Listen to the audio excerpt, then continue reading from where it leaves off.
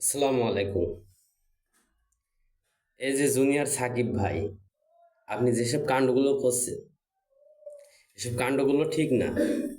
আপনি একজনকে টিকটক বানাইছেন, তারে বোন ডাকছেন, ডাকার পরে তারে ব্ল্যাকমেল করছেন। ব্ল্যাকমেল করে আপনি ভুয়া কাবিন দিয়ে যে মেয়েটারে সাথে বিবাহ বন্ধনে বসছেন, সে কি আদৌ ঠিক হয়েছে? আসলেও ঠিক হয়নি, ঠিক আছে? যে আপনি কাজগুলো করতেছেন, এগুলো ঠিক না।